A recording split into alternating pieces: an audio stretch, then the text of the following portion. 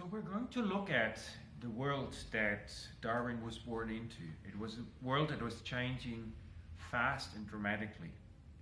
So let's have a look. What was life like back then? People were living mainly in the countryside. If you were living back then, your water probably would come from the local stream, and it was often infested with all sorts of diseases.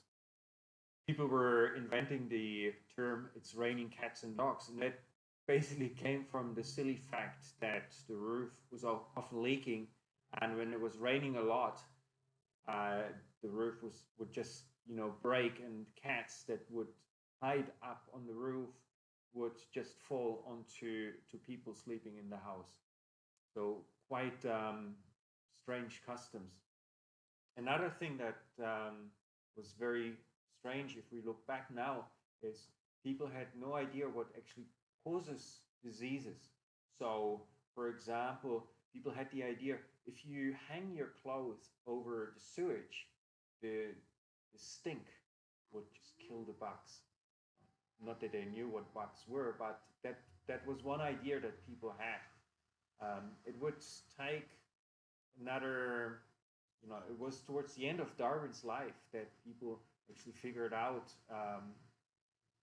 what could cause diseases with people like Pasteur and Koch back on the continent.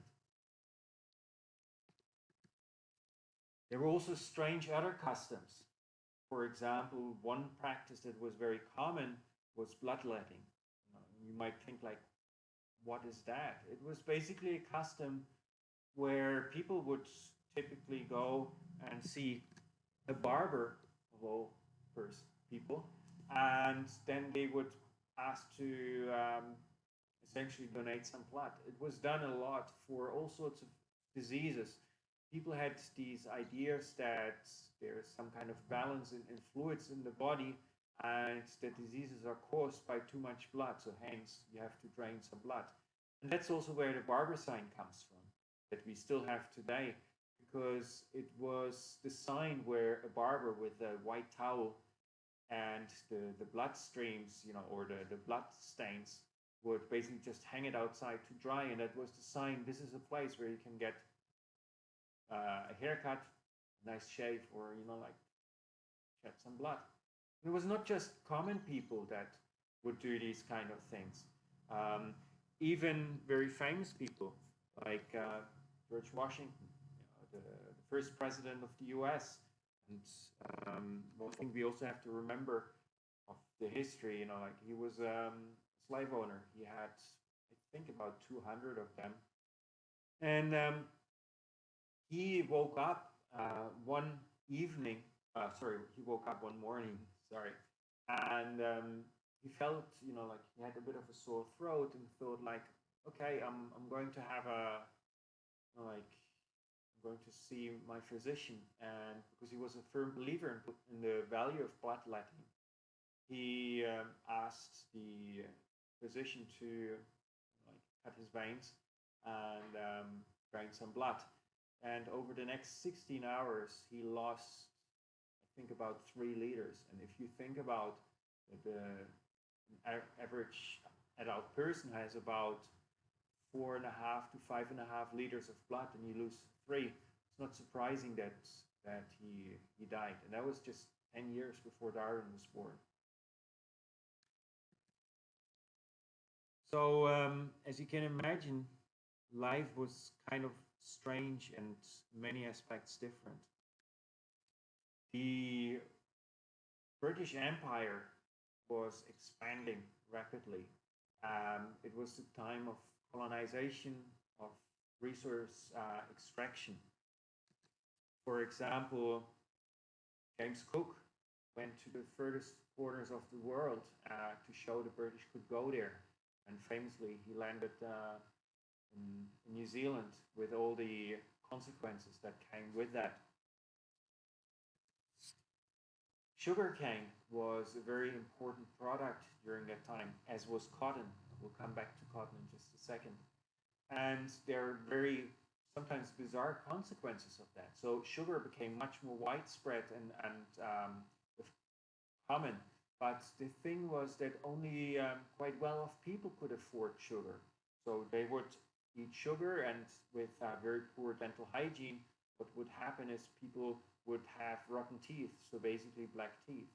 And now, what women that could not afford to buy sugar would do is they would start painting their teeth black to show off and to pretend to have more money than they actually had.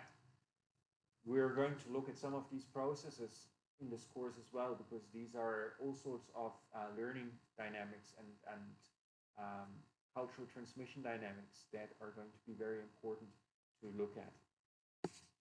So, like if you want to look, there's a very fun and interesting book by Gary Tobes where he provides a historical overview of the sugar production and why it became so widespread, and also a lot of the negative consequences of sugar.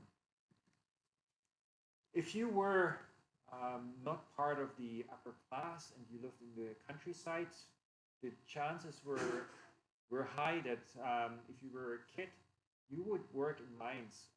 Kids as young as like 8 or 12 would work in mines. The youngest ones would just hold open the little doors to let air in, and the larger ones, as you can see in these pictures, they would be sent down the shaft. Like, and because kids are smaller, obviously, they were really ideal for extracting coal and dragging these cargo trains up in the shafts. So it was a very hard life, and people were not living long. If if you would reach 40, you would be considered like an old person. So it was a hard life back then. But things were changing. James Watt had improved the steam engine design, and so a lot of manual labor would become much easier. So Richard Baldwin actually calls this it's the steam revolution, because prior to like affordable, efficient, and actually portable steam engines, everything had to be done by human hand or through animals, and there were not that many around. They were costly, so a lot of things were just done through human power. And suddenly you have a machine that can do a lot of things much faster, much better. So one of the changes was that I talked quickly about cotton. Cotton was one of those colonial products, and now with the widespread use of the steam engines, it became much more profitable for like the textile industry. So a lot of people were starting to stream into the cities in hope of finding like poorly paid work, but still you got money in these like starting huge textile industries. Another major changes that would really affect the colonial dominance as well, especially in the second half of the 19th century, is steamboats. Prior to steamboats, it would take about 40 to 50 days from England to the US.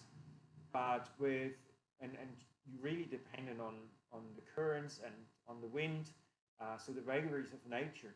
But with a steam engine, so that these essentially 2 month and a half, this period would shrink to like a reliable 13 days. So it was actually you could actually extract resources, and you could like plan much better how you would do business. And also in England itself, like just before Darwin was born, the first steam trains were starting to connect cities. People were very curious. People were scared. There were all sorts of theories around what might happen with that steam and whether it would affect, for example, cows. And like progress is always bad, isn't it? But we also have to think about the social context. it was a period that was rife with political strife, political ideas. So we have the French Revolution in 1789, and it was the first time that there was a popular uprising that led to kind of a democratic change that transformed how people would think about political institutions. So the idea of equality, liberty, fraternity um, was born. It was one of the slogans. Initially, there was a fourth one, for death, but obviously that was kind of lost after some time for obvious reasons. In in the US, the colonial project came under a lot of pressure. 1783, the 13 colonies became independent, so the Declaration of Independence. So there were these struggles for independence, for autonomy, breaking away from this colonial power that England was at that time. And like quickly returning back to the French Revolution, the the ideas, like this liberty, this search for liberty, for equality, was really threatening. Like it would undermine the position of the church. It would undermine the position of the feudal class that was still around. It would undermine the position of the ruling class. So the ideas that were emerging during that time were really dangerous.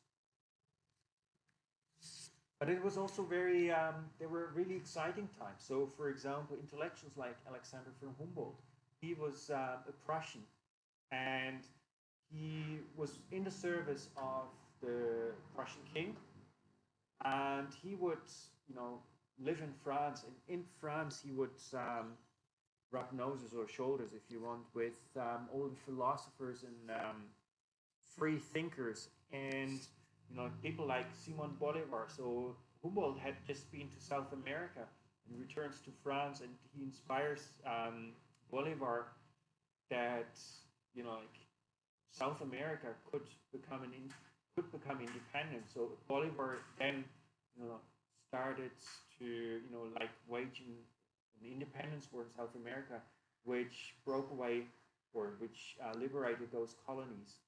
And Humboldt also, for example, discussed with Jefferson the benefits, or in Humboldt's terms, the unhuman nature of slavery. Jefferson was another slave owner, and Humboldt was in the States, and he commented on philosophy, on natural sciences. We will talk about Humboldt because he's quite important for Darwin's voyage, Darwin's journey as well.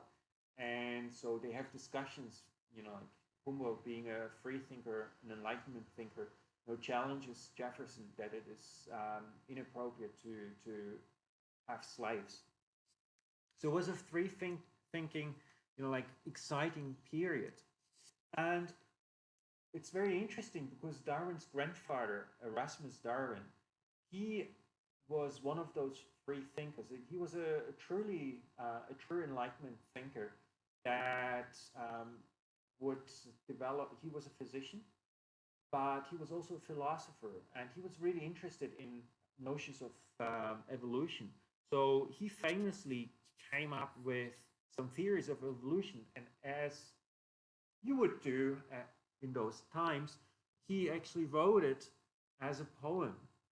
So in his most famous work that was published in at the turn of the century, The Temple of Nature, he writes, by firm, immutable, immortal laws, impressed on nature by the great first cause, say muse, how rose from elemental strife organic forms and kindled into life, how love and sympathy with potent charm warm the cold heart, the lifted hand disarm, allure with pleasures and alarm with pains, and bind society in golden chains. And then later on, he becomes more explicit on possible common origins. He muses. Organic life beneath the shoreless waves was born and nursed in ocean's pearly caves. First forms minute, unseen by spheric glass, move on the mud or pierce the watery mass. These, as successive generations bloom, new powers acquire and larger limbs assume, whence countless groups of vegetation spring, and breathing realms of fin and feet and wing. Thus the tall oak, the giant of the wood, which bears Britannia's thunders on the flood. The whale, unmeasured monster of the main, the lordly lion, monarch of the plain, the eagle soaring in the realms of air, whose eyes undazzled drinks the solar glare. Imperious men, who rules the bestial crowd of language, reason, and reflection proud, with brow erect, who scorns this earthy sot, and styles himself the image of his God, arose from rudiments of form and sense, an ambient point, or microscopic hints. As you can imagine, this is pretty daring. But during that period, those kind of ideas were more acceptable. But things would change very quickly. As I had mentioned, the storm on the Bastille in 1789 challenged the order in Europe. And within a couple of years, the French Emperor Napoleon Bonaparte, a military genius, but slightly deranged, if you ask me, he waged war on the whole of the European continent. He overthrew monarchs and the ruling order. His army marched all the way to Moscow. And there was the combined forces of the European powers during that time that would beat him in a 3-day battle in 1812. So during those 3 days, 100,000 people died. It was so many people that it took a year and a half to bury all the dead. During the Napoleon Wars, over a period of 10 years, some estimates say that 1 in 2 men of army age died. So, like it's incredible if you think about the loss of life during that period of time. As a consequence of this, there was a Congress of Vienna, and that Congress of Vienna kind of reestablished the traditional rule of the bourgeois class. So a lot of the liberal freedom, these free thinkers that were so common during Darwin's grandfather's times, they became like outlaws. These ideas were often now associated with revolutionary ideas, outlaws, etc., etc. And you have to also imagine that, or you have to remember that during those days, for example, the map was very different. There were lots of little statelets. Germany was confederation during that time, 39 states, and these states had been constantly at war with each other. So different German states were different, were on different sides during the Napoleonic Wars. And the small countries like Austria at that time were a huge empire, the Habsburg Empire. So the map was quite different and the situation was quite different. And after this Vienna Congress, the political and social landscape in Europe changed. It became very conservative and quite backward. But there were also these other philosophical, religious works, like very famously William Paley. He wrote A Natural Theology, which was published in 1802, in which he discussed the ideas of evolution and whether evolution would be possible. And there was actually theological arguments around at that time that would allow the possibility for evolution to take place. But Paley's work was very influential in arguing that everything is done according to God's laws. So if there are changes, which is one possibility, then these changes were laid down through laws that were decreed by God. And so it is with this environment, like these dramatic technological, social, political changes that take place just before Darwin were born, that would really, really influence the climate within which he would propose his theory. So we are going to look at the evolution of evolutionary thinking, these 200 years, and how they have changed how we think about human nature and biology